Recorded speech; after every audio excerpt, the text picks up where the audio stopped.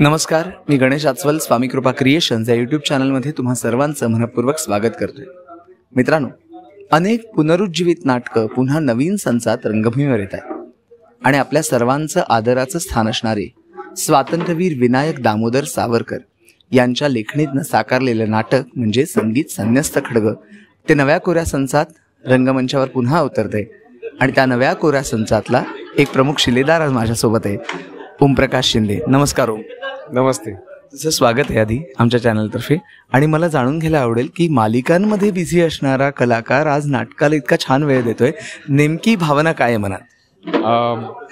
खरं तर माझी सुरुवात नाटकातूनच झालेली आहे. मी आधी 4-5 वर्ष नाटक करत होतो, नंतर मी सिरियल मध्ये आलो आणि मध्ये मी परत एक व्यावसायिक नाटक केलं होतं, अशी श्यामची आई नावाचं. पण आता त्यालाही एक 5-6 वर्ष झाली ते करून.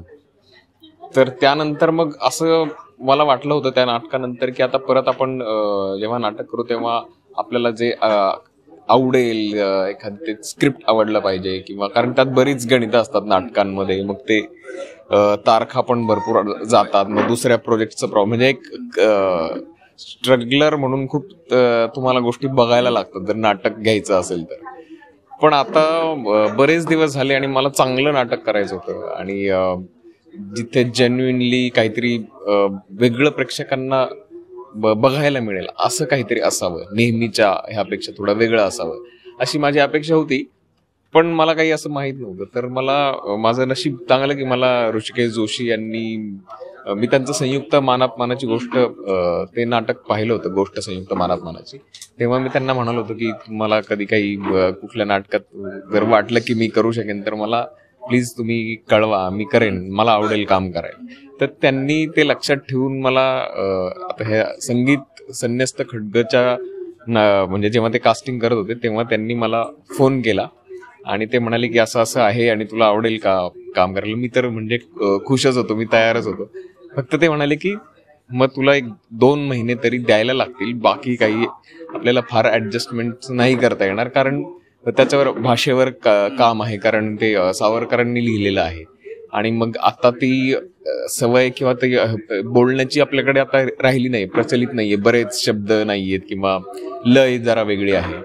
तर त्याच्यावर थोडं काम करण्यासाठी वेळ द्यायला लागेल. आधी महिनाभर वाचनच असेल, मग आपलं स्टँडिंग सुरू होईल. तर ह्या सगळ्यासाठी वेळ पहिलं द्यायला तू तयार आहेस का आणि मेहनत घ्यायला तयार आहेस का? तर मी तयारच होतो, कारण मला हे आवडतंच. नाटक हा प्रकार मला आवडतोच, पॅशनच आहे, पहिल्यापासूनच आहे. त्यामुळेच मी अभिनयात आलो, खरं तर नाटकांमुळेच. आणि एवढी चांगली संधी आहे, इतके उत्कृष्ट दिग्दर्शक आहेत, त्यांच्याकडे म्हणजे ज्ञानाचा भांडार आहे ऍक्टर्ससाठी आणि सगळ्याच गोष्टींच्या बाबतीत. सो नाटकाच्या निमित्ताने बऱ्याच गोष्टी ऍक्टर म्हणून पण आणि माणूस म्हणून पण ते देत असतात आणि त्या मला घेता आल्या. त्यामुळे मी तर खूपच खुश आहे आणि नाटक पण खूप चांगलं बनतंय. आणि ते म्हणजे बघणाऱ्यांना बऱ्याचदा काय होतं, म्हणजे माझं पण जेन्युइन मत सांगतो की प्रेक्षक म्हणून असं अरे जुनं नाटक आहे का, मग कदाचित बोर होईल, आपल्याला आवडणार नाही, कधी पाहिलेलं नसतं, अशी भावना जनरली असते, म्हणजे यंग लोकांमध्ये तरी, ज्यांनी कधीच पाहिलं नाहीये आधी.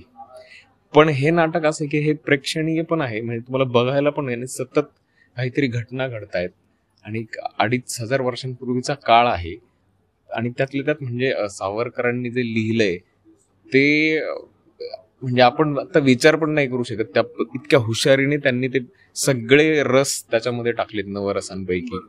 सो ते एक अद्भुत अनुभव मिळणार ह्याची मला खात्री आहे प्रेक्षकांना. तुझी भूमिका कोणती? मी ह्याच्यामध्ये नाटकामध्ये सेनापती वल्लभ सिंग नावाचं एक पात्र आहे, तर ते मी करतोय. आणि आता 2 महिने तू पूर्णपणे तालमीतनं खूप काही शिकतोयस. आपल्या प्रेक्षकांना पण सांग की नाटकाला प्रतिसाद. हो, मी सर्व प्रेक्षकांना नम्र विनंती आहे की तुम्ही संगीत संन्यस्त खड्ग हे 8 जुलैपासून आमचं नाटक सुरू होत आहे, तर त्या नाटकाला नक्की या आणि तुम्हाला हे नक्की आवडेल याची मी तुम्हाला खात्री देतो. नक्की या.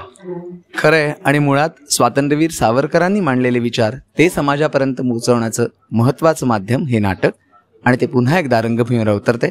आपण सर्वांनी नक्की प्रतिसाद द्यायचा आहे. व्हिडिओला लाईक करा, शेअर करा आणि असेच नवीन नाटकांचे, मालिकांचे, चित्रपटांचे अपडेट्स मिळवण्यासाठी सबस्क्राईब करा स्वामी कृपा क्रिएशन्स. धन्यवाद.